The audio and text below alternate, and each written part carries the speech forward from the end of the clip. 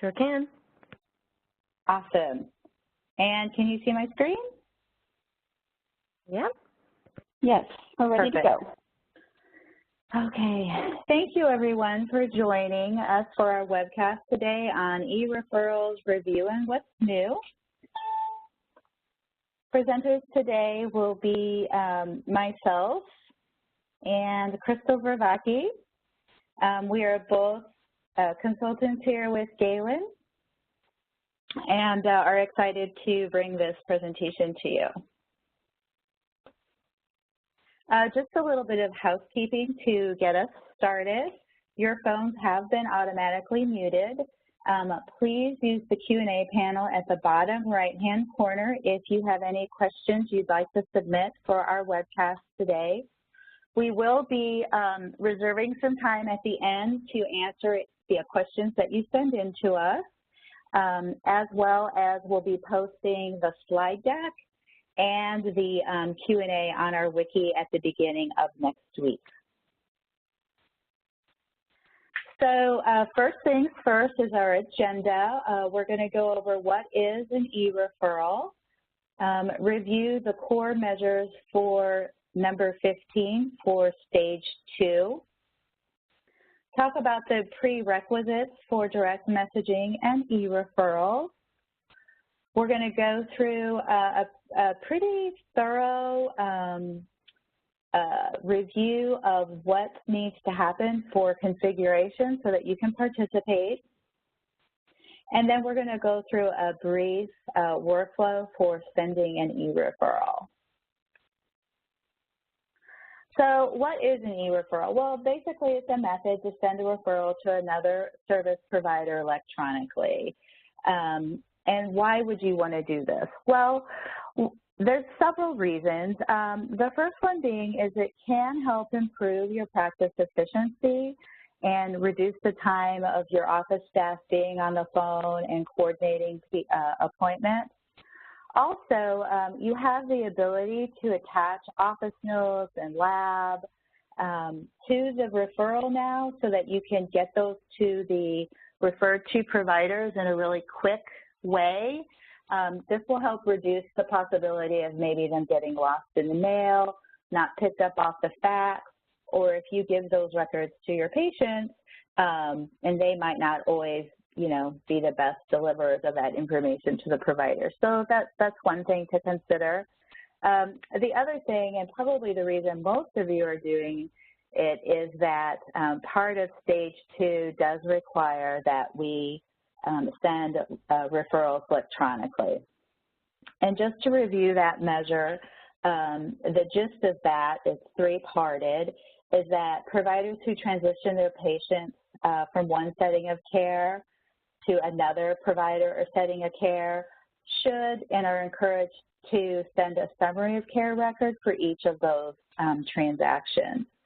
The first part of the measure is that 50% of the patients that are transitioned or referred should have that summary of care record. And that can be a paper record. It's just that that document needs to be sent. The second part of the measure is that 10% of those transitions need to be sent in electronic format by a certified EHR technology. So that's where it gets a little bit trickier for us.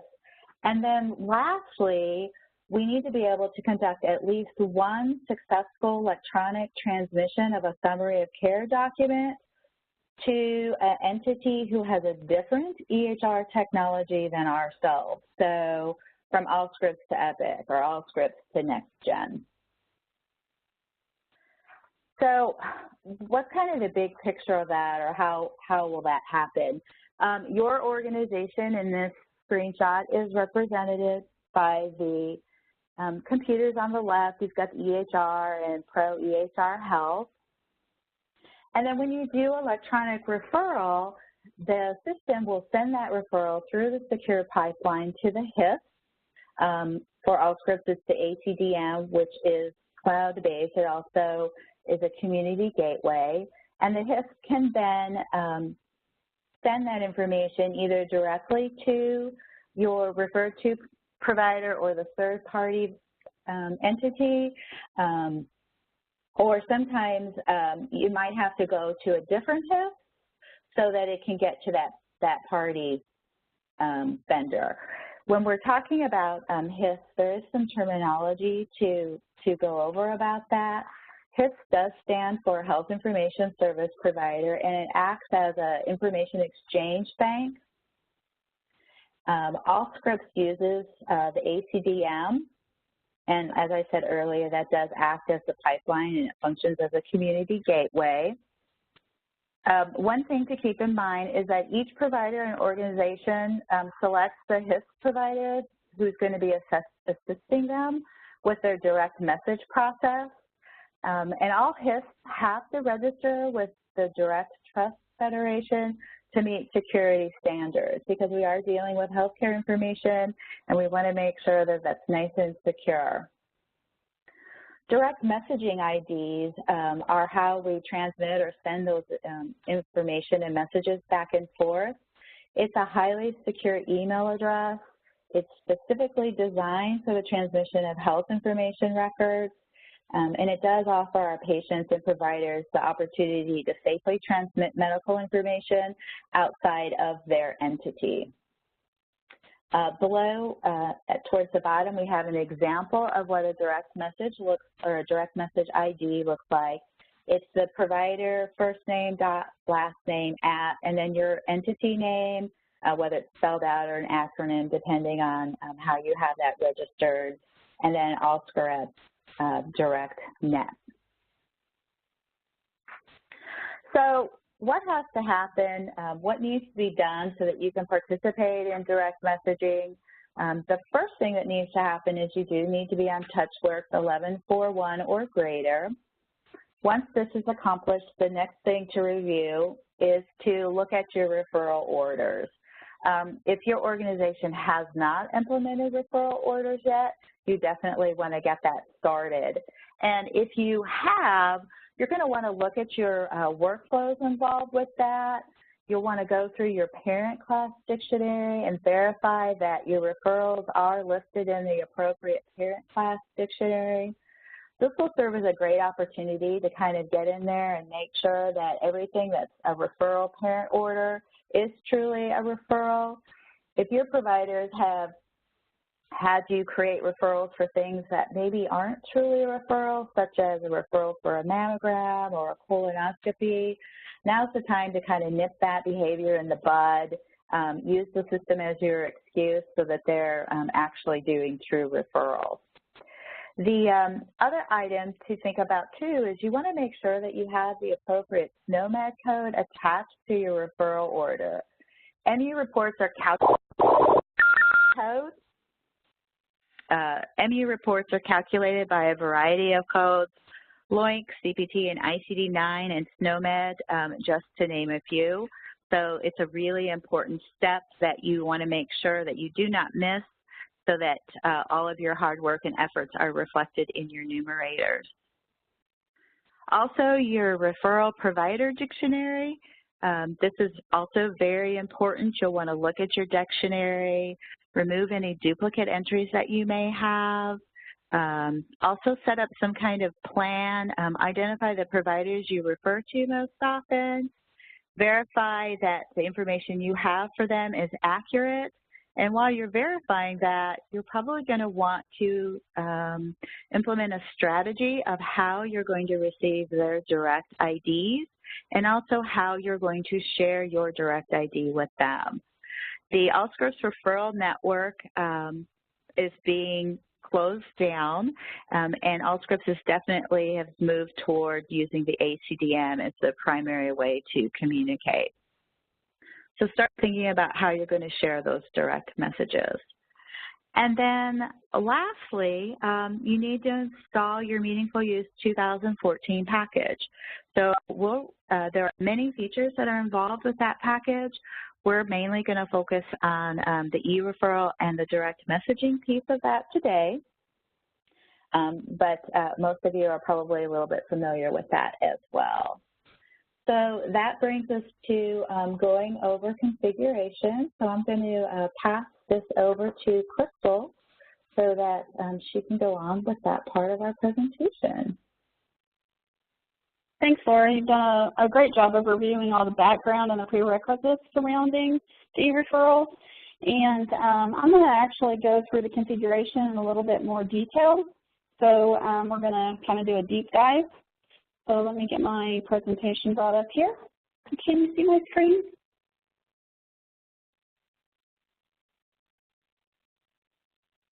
I know everybody's on mute. Laura, would you be able to tell me if you can see my screen? Yes, Great, I can thank see you. it. Thank you. All right, so the configuration checklist here is quite large. So we're just going to start at the top, and then we'll go through these. I'm going to talk a little bit about each one of them in detail, but I just wanted to give you a quick overview of how many items were actually involved in the configuration. But before you start any configuration, we need to verify that you're using the most recent and current configuration guide that's corresponding with your hotfix. That includes the enhancement supplement documentation for your hotfix as well. That information changes not only through hotfixes, but sometimes in the same hotfix that you're on. So you always want to make sure that even if you pulled that documentation at the beginning of your project, and if that was a month or 2 months ago, you may want to go out and see if there's been new documentation posted. So always double check that. Then the next thing is starting with the referral orders. You want to go into your Audible item dictionary, and we're going to go through that, and I'm going to show you what you need to look for there. The communication method dictionary needs to be looked at, and I'll show you what needs to change there. The clinical document source dictionary configuration. Also the auto submit configuration. We're going to spend a lot of time, not a lot, but we'll spend some time on that because there's some lessons learned on that I want you to be aware of. The preferences configuration. And as Laura mentioned, the referring provider setup, she mentioned that as a prerequisite.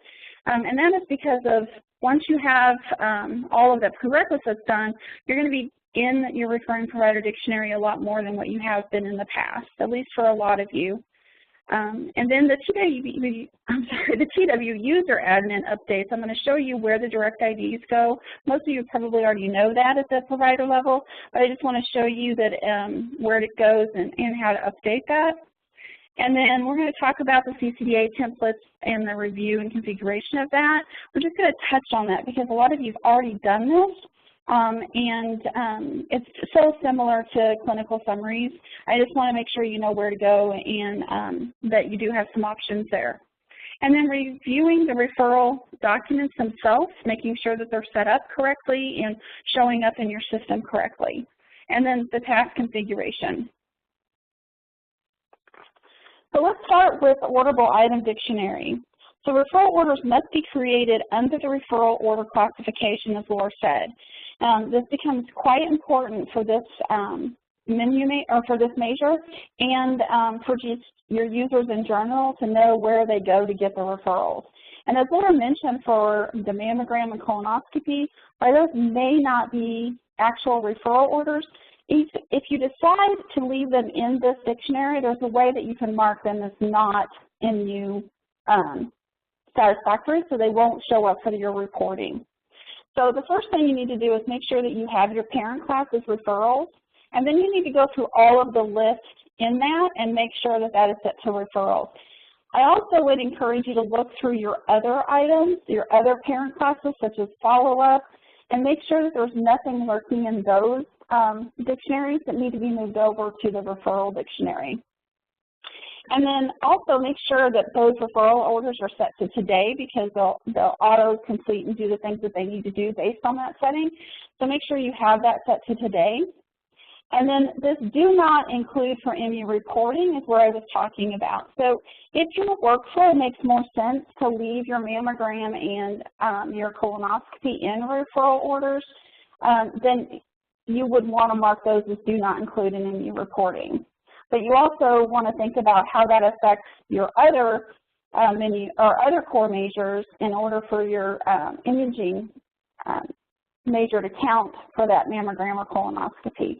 So, but if you do want to keep things in here and you don't want them to count for MU, there is a way to check mark this, and then they wouldn't show up or count against you for that reporting.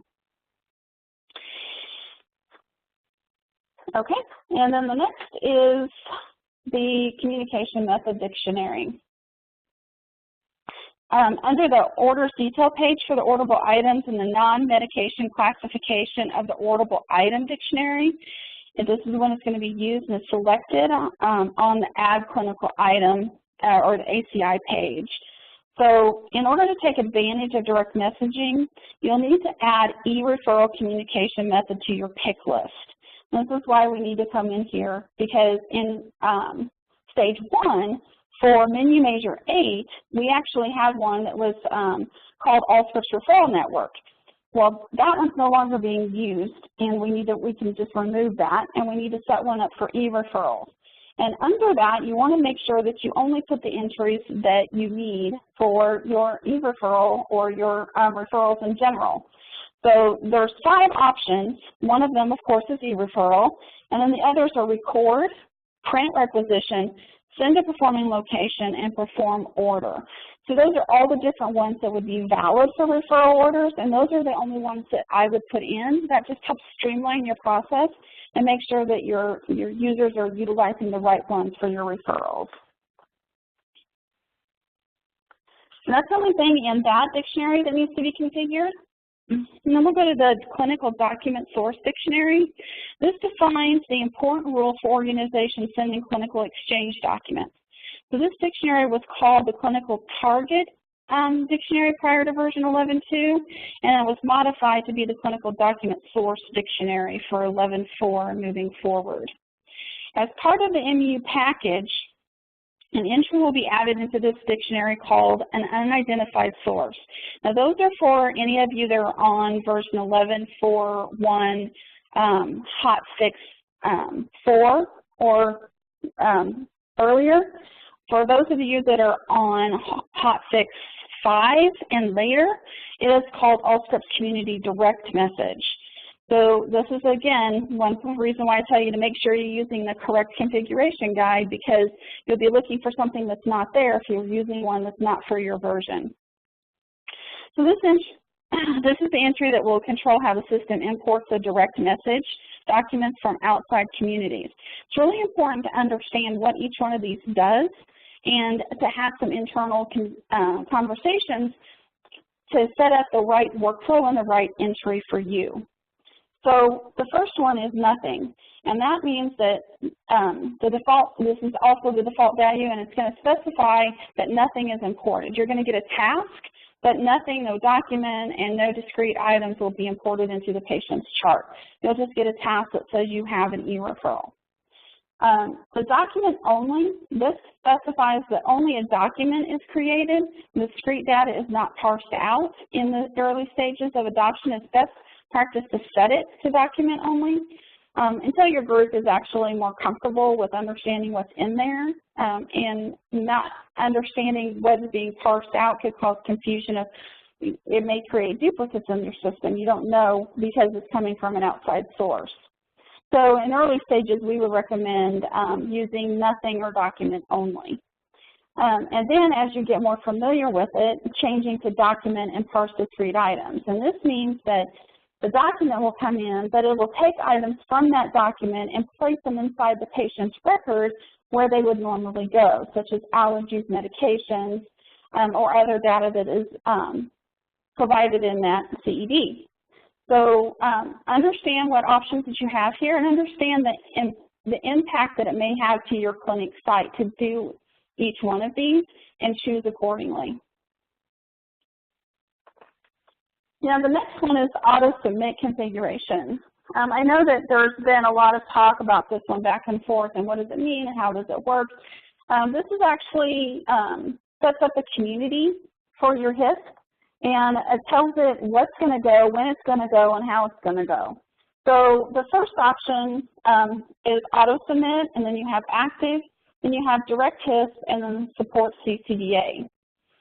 Originally, one of the earlier documents from Allscripts stated this auto submit needed to be set to yes. As you can see here in the screenshot, this has been set to yes.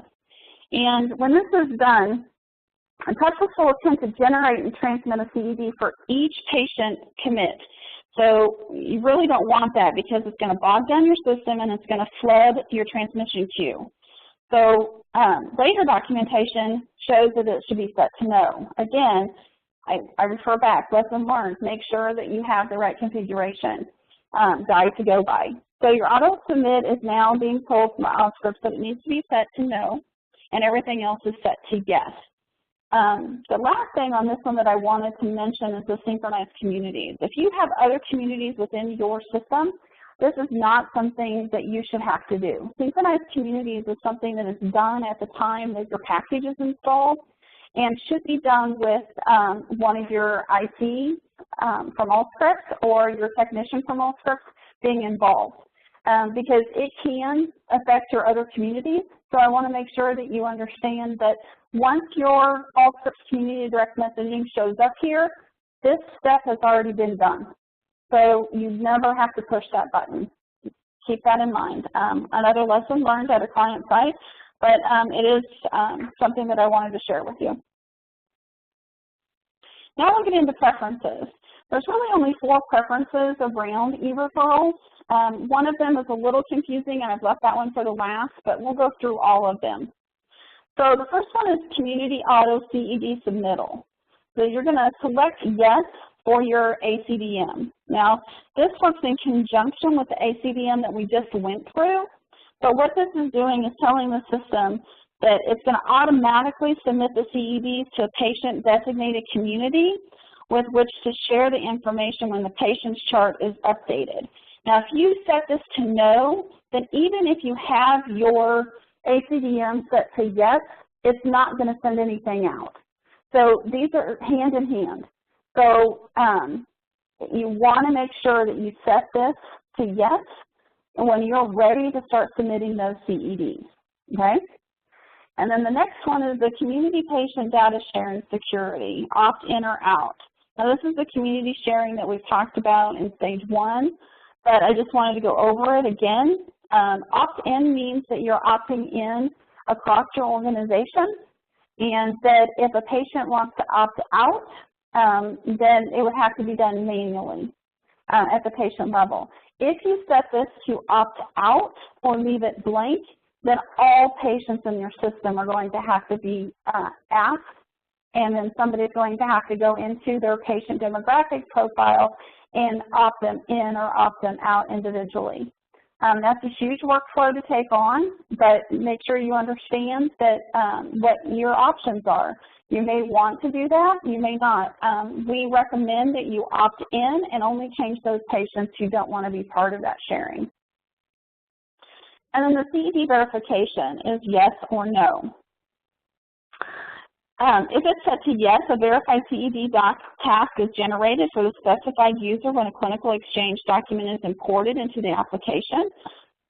The provider must verify the document before it is added to the patient's chart, and the task routing is based on the CED verification routing preference, which is the next one I'm going to talk about. When it is set to no, the document is imported and does not require verification prior to being added to the patient's chart.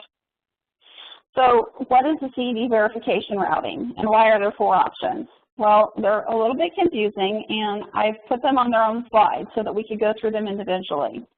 So this preference determines the recipient of the task for verification, and it applies to the CEDs imported in any format. So it doesn't matter where it's coming from. If it's CED, it's going to come through these options. So the first option is the clinical exchange document team. So it says if any CED that comes in, it's going to drop the task and assign it to the clinical exchange document team. And then our other options include a variety of hierarchy. So the first one being recipient, then PCP, and then clinical exchange document team. So if it doesn't have a recipient, it's going to look for a PCP on the actual item, the CED coming in. If there's no PCP associated at the patient level, or it can't find the PCP that is actually assigned on the document, then it's going to stop and go to the clinical exchange document team. And then the next one is it'll look for the recipient, and if it doesn't have a recipient, then it's going to look and go to the clinical exchange document team. And then the final one is, does it have a PCP? And again, if there's no PC attached to the patient or on the document, then it's going to go to the clinical exchange document team. A lot of clients opt to go just with the clinical exchange document team until they see what is being sent and how many it is and what it's going to affect to understand that workflow. But those are your options, so make sure you understand those and pick accordingly for the workflow that you're going to be utilizing in your clinic. Now, the Referral Provider Dictionary, this one's a little bit bigger because it involves a lot of legwork, not only for you as an IT expert or even as an end user on the front end. You need to make sure that when you're getting your referring information from your referring providers, that you're also now collecting their direct IDs. Without the direct ID, you're never going to be able to send them an e-referral. So it's one of the new questions that you're going to have to ask when you ask them for their phone number and their fax number and their address. Next one is, what is their direct ID? And I think that in the beginning, a lot of people didn't even understand what that question meant. But as we move forward, there's a lot of people out there who do know this. And if they don't know it, then we need to find somebody at our organization who does so that we can communicate with them electronically. So this screen here is showing you what the Referring Provider Dictionary starts out at the very top, where you find the referring provider and their name and their code and their mnemonic. At the very bottom of this page, you're now going to see this direct ID, and this is where you're going to add in their direct ID. Now, when you click on Add Another Direct ID, you're going to get this Enter the Direct ID web page dialog box, and you're going to have two yellow fields. So the first one is where you put their direct ID, and it's just as Laura described, it's their name, and then their organization's name, and then their HISP name. And that HISP is where it tells it, so it goes through a secure electronic system. And then the last one is community. If you have not done the ACDM work that we talked about and making sure that your community is set up, then this box is going to be empty. You're not going to see anything in it. And that means that you can't create the direct ID for that provider. So you need to make sure that your community work is done before you come to your provider dictionary. So that's also one of the prerequisites. You make sure that that's done. And then if your doctor has more than one direct ID, because maybe they work with more than one EHR, you can add in multiple and you can set which one is going to be the default. The first one you put in automatically does default to be the default, but if you don't want that one to be the default, then you can choose the one that you want by clicking on it and hitting the Set Default button. So, as Laura mentioned, we need to make sure that you guys are cleaning up your provider dictionary. You need to think about how you're going to attack those providers, and because a lot of you have been on the systems for 10 or 15 years, and you may have, 5,000 referring providers or even 20,000 referring providers. So it all depends how your organization has captured those referring providers in the past. And what we recommend is trying to run some reports in your system, find out who you are really referring to in the previous 12 months or even 24 months, and whittle that list down to the top 100, 200, or 300 referred to providers, and working to make sure that those entries are your accurate entries. They have everything needed, including the direct ID. And then inactivating all of the ones that are not in that list. And then as those providers, as your providers may want to refer to them, you're going to need to probably get new information from them in any way. Because if you haven't referred to them in the last year or 2 years, that information has probably changed. So that's how we recommend that you tackle it, is using your reports and finding out your top 100, 200, or 300 providers. And then make sure that you get all those direct IDs entered into the system. Now, the next thing that we want to do is actually go in and show you the difference between the linked provider and the linked user. So this has caused some confusion in a lot of our client sites. They try to make sure that they have both of these filled out, and that's not necessary. You need a linked provider when it is an internal provider. So this is a provider utilizing your system today. They could also be a referring to the provider for your system. So let's say you have a family medicine provider, and you also have endo providers, and your family medicine provider wants to send a referral to your endo doctor. Well, those would still be considered internal providers because they're utilizing the same EHR. So both of them probably have sign-ons into your EHR, and in that case, you're going to make sure that this is their provider entry from TW User Admin, and it's linked to the referring provider entry in your referring provider dictionary by pulling them up in the dictionary here and then linking them to their TW User Admin here. Note that that's the only time you're going to use this linked providers for those internal providers. And then the second one is linked user. This linked user occurs when you have a practice or an agency. So you would make sure that if you have an internal practice that is receiving referrals, then you want that practice to get those tasks. But you can't get those tasks if it doesn't know who to assign them to.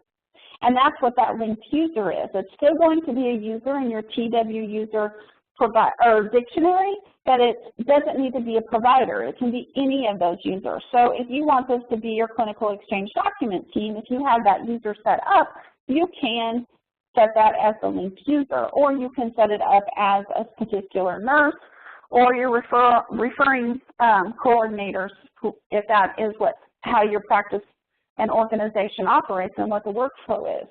But those are only used if it is a practice or an agency, and that's when you want to connect them to a linked user. Now, in TW User Admin, there's some changes here too. One of the big things that we see missed is that your internal providers are not being check marked that they are a referring provider. So you want to make sure that you select this box so they can be found during the recipient search for a referral order. And then also you want to make sure that all of those same providers, even if they're in your referring provider dictionary with a direct ID, if they're in your TW user directory, you also need to put their direct ID here. And again, if they have multiples, you can select the default to be whichever one that you want.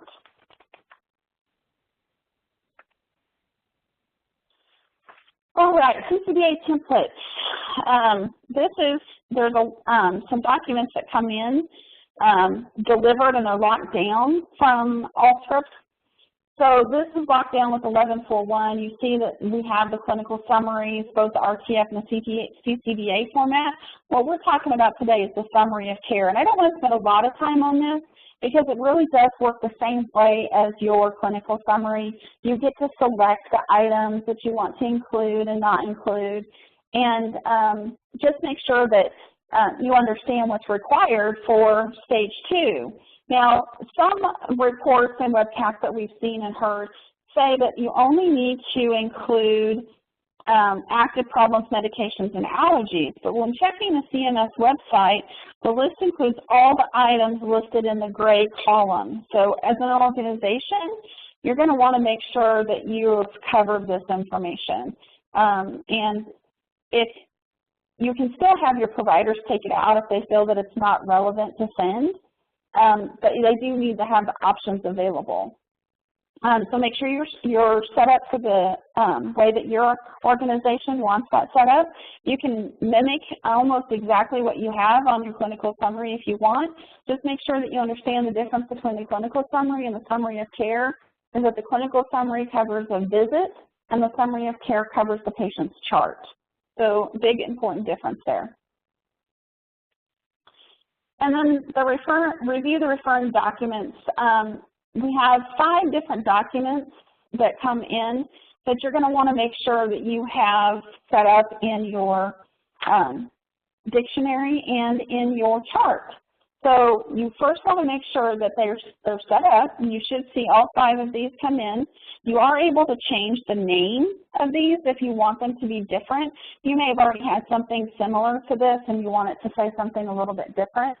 So you can go do that in TW Admin, Dictionaries, Document Type, and Display Name to change the names here. I do have the definitions here, but I'm not going to just read all of that out to you, but we will have this in the webcast so you can go back and refer to this. The main thing I wanted to talk about here is making sure that you know that you need to assign these documents to the appropriate chart sections or where you want them to show up in your chart. And you do that through your TW admin, chart admin, manage chart section. So that's a big step that some people forget. And just lessons learned again, making sure that you have that information available because it's going to create this document, and if you have to go back and view it, you want to be able to find it. So chart that out and make sure you know where those are going. Now we're going to go over task configuration. So there's always new tasks with everything that we do, it seems like, and e-referrals is not any different. So we have 3 outbound e-referral and summary of care tasks associated with this. Of course, the first one is the summary of care acknowledgement task. This notifies a direct provider that the summary of care they sent with a referral was not sent successfully. Was sent successfully. And this is the one you want to be looking for every time you create a summary of care, so that you know that that is going out electronically and that it's left to your system. Without this acknowledgement task, then it hasn't happened, which is one of our other tasks here. So the next one is referral failed task. The referral failed task is to notify the provider that an electronic referral request that they sent failed. And then the manual SOC failed task is to notify a provider that a manual export summary of care document has failed. So Laura was going to show you the difference when she goes through the workflow of a summary, automatic summary of care and then a manual summary of care. And you'll see that difference as she goes through the workflow. Then we have 6 inbound e-referral request tasks. And this is one of the things that I really want you to pay attention to because you have to know your workflows. You have to map out your workflows and understand who's going to do this work. They will create tasks, and we highly recommend that you don't turn any of these tasks off. It can really bog the system as well as put a kink in the actual workflow behind the scenes if you inactivate any of these. So make sure that both the inbound and outbound tasks stay active. So the first one here is the referral request task. So the intent of this task is to notify an Allscripts provider that an electronic referral request was sent by another Allscripts TouchWorks client. Then the next one is the referral response the referral response task. Don't confuse this with the referral request task.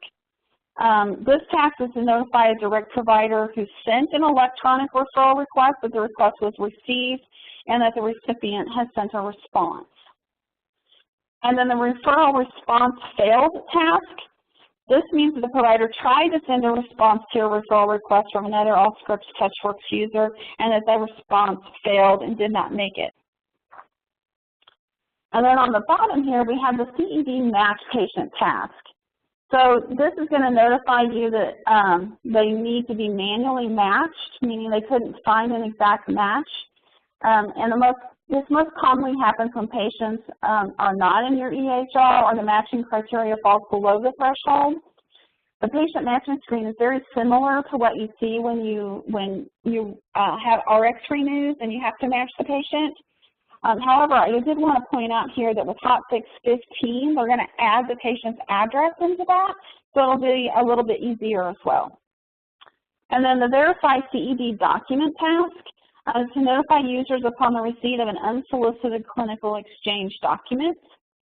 And then the Verify CED item task is created upon receipt of an unsolicited clinical exchange item. So it's very similar to the document task, but this one has to do with the items, not the actual document. Now, also with Hotfix 14, they've kind of changed this a little bit. So the Verify External Document task is going to replace one of the ones we just talked about, which is the Verify CED document task. And then Verify Imported Item tasks are going to replace the item task form we just talked about, and that's for Hotfix 14 moving forward. So what's the difference between these? On the document itself, it's just a single document, but in the items, it's those parsed items, and as you go through and you verify the items, they'll drop off the list, and the task will go away once that list is empty. And I just wanted to make sure that you guys understood what the difference between those were and that those were coming with Hotfix 14. I wanted to review very quickly before I turn it back over to Laura some lessons learned and to keep in mind. Most recent configuration guide and enhancement documentation. Communities are set correctly. Make sure that those are set for your organization, and I highly recommend that you put that auto submit to no.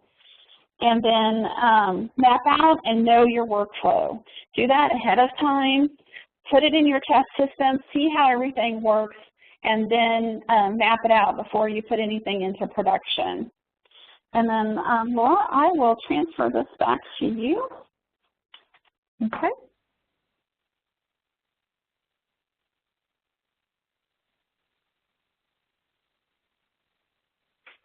Thanks, Crystal. You did a fabulous job and probably need a drink of water. So, so what I'm going to do is you're welcome. I'm just going to go through a brief workflow of how to send a referral. Up here on the screen, hopefully everyone can see that. I have the order details for a cardiology referral up already. The items that are of interest are highlighted in yellow, and I am going to kind of go through those. But we've obviously attached the diagnosis to our referral. It's in an active status. The to-be done date defaulted to today, but this screenshot was taken back in March, so that's why that's a little bit different. The first area here that we really need to pay attention to is the recipient. So for e-referrals to work appropriately, we have to have someone to send them to, and we have to choose a recipient. You can pick providers off of your drop-down if you already have that, but what I really want to show you is by clicking on the binoculars, which is going to open up your select recipient dialog box, and there have been just a few little changes on here that Allscripts has done since Hotfix 9 as an enhancement. They've added a column here to let you know if the provider is an external or internal provider. And previously you had to expand the plus sign and look, and it was just, a little bit labor intensive. So they did make that a little more visually appealing for you. And if they are an external provider, there's going to be a little Y indicated there. Also to the far right, we have an e-referral column. And again, if the provider, your provider could be an external provider and not accept e-referrals. So we do have a column here. If they accept e-referrals, there's going to be a Y. And the data that drives that Y is if they have a direct ID address on file or not. They've also added that information in this green box. You won't have a green box in your system. I did it to highlight it for demonstration purposes. But if there is a direct address, you can see that here. It could be a preliminary troubleshooting if you're sending them, just to verify that the address is correct. I haven't seen a lot of people do that, but that is there. And also the external recipient and the accept referrals is also there in a dialog box for you. So that's a little bit of an enhancement that Allscripts did. Kind of nice. But back to our order details screen. The other thing that I want to talk about is attachments. So when Allscripts first rolled this process out, you could do attachments, but you could only do them if you were using the preferred method of e-referrals. And Allscripts has also updated that because there was a lot of demand in the community that they be able to do attachments to non-e-referrals. So they have changed that. We're going to go ahead and look at that workspace. So in our attachment workspace here, it's pretty simple. We just have this highlighted. And if you want to attach a document or results, you're just going to click on this Attach Documents and Results button. And when you do that, that opens up the Attached Documents and Results to the Referral box dialog page, which has the chart viewer up here in your upper left-hand screen. I've highlighted CDC, so I'm going to attach a CDC to this referral. And another thing that's kind of nice is initially, a few hot fixes ago, you could highlight your lab, but you wouldn't actually see the results. It wouldn't preview it for you, so you didn't know if you had the right test result attached, especially if you have a patient that, you know, comes in a couple times a week for the same thing. So now in the preview screen, you can actually see what you're attaching to the referral, and if it visually is what you want, then you can hit Attach to Referral, and that information will drop in this lower box that says Select Documents or Selected Documents and Results. So you can go through your chart viewer and you can add as many documents as you wish, notes, lab results, reports, anything of that nature. And then when you have everything attached, you're just going to hit OK, and it's going to bring you back to your attachment tab, and it's going to list out all the items that you've attached. You know, the whole point of this is to generate our summary of care. So you can configure your system to generate summary of care on save, and that's what we have done here with a little checkbox. So we could just do save and close the ACI, and it would go ahead and process and generate the summary of care. But much like with your clinical summary, you can also adjust your summary of care. You can add information, delete information, hide partial information that you don't particularly want to share. So we'll just look at that really quick. You're just going to generate, click this and generate summary of care, and it opens up the editor page. Just like with the summary of care, as long as you've given your users the security to edit, they'll be able to do that. They can edit anything that does not have the little checkbox grayed out. So in this example, patient details and patient encounter, we will not be able to make any changes, additions, or deletions to that. But anything else that has a checkbox is fair game. So I've highlighted our family history. The patient had 3 things listed here. They had high blood pressure for the mother and father, diabetes for the father. There was also the practice of the grandparent, and we opted to not report on that. We just unchecked it. Then again, you can do checkbox down here. Or if I wanted to take out the whole family history, I certainly could by just unchecking the box. So this is probably familiar to most of you, and it's relatively easy to do. So once you kind of have things the way that you want them, you're just going to click Export, and you'll see within your attachments that an annual export summary of care has been done. Hey, Laura. You're breaking up just a little bit, so if you can move your microphone a little bit closer, it may help. Thanks. Sure. Hopefully this will be better. Yes, thank you. Okay. And then also the reason box, this is a free text box. You have quite a few characters that you can use within it. Quite a few of our clients use the insert problem, and so it just brings in the problem, and it's relatively simple to do. Perform, this is driven by the community or the communication method dictionary that Crystal talked to earlier. I'm sorry, Laura, you're breaking up quite a bit.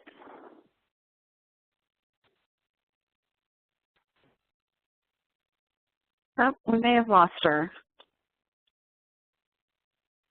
Laura?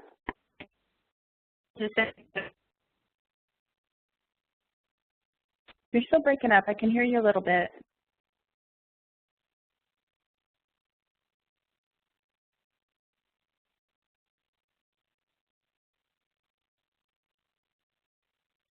Okay, I think we may have lost her.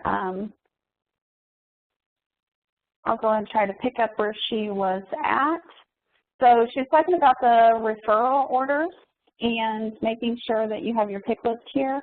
And she's actually picked e-referrals here. Remember we talked about you could also set those to the other options, the record and the print requisition options. But for e-referrals, you would definitely want e-referrals in this box.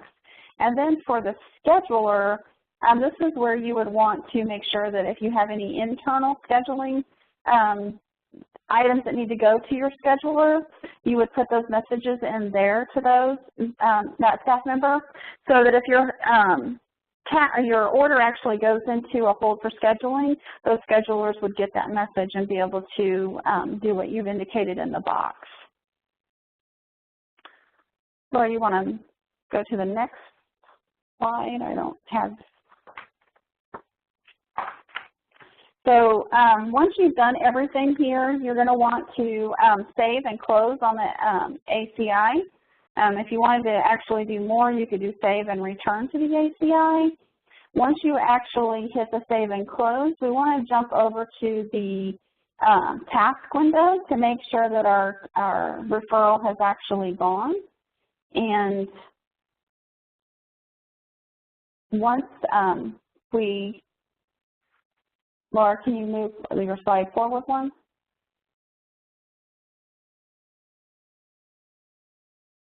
Oh, I think we've lost her altogether. Let me see if I can get control back.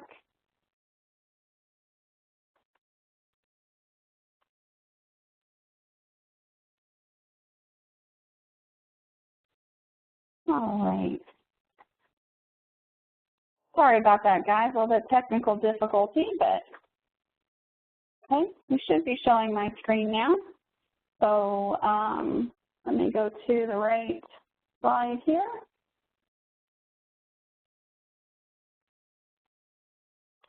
So here's where we would want to make sure that we have the SOC acknowledgement on the task list. As you can see in the system, we have received 2 of them.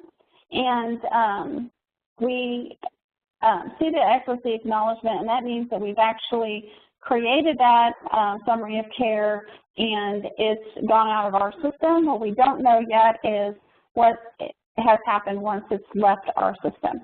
So we will still need to wait for those other tasks to indicate that the referral was received by the recipient or that it had failed getting to them. So this is where we really want to make sure that we're watching and that we have our task list created and we know who is actually looking at those. So I think that is all for our presentation today. I think our next one is go to questions. And we did have some questions, and I want to get back to that for a second here. So our questions came in a little bit slow, but I have taken the opportunity to write some of them down. One of the questions was, can you set the recipient up to be a practice? So if you have an internal organization and you want to set them up as a group of providers, you can certainly do that. I know we talked about sending outside to a practice, but you can do that internally as well by setting them up in the referring dictionary. And then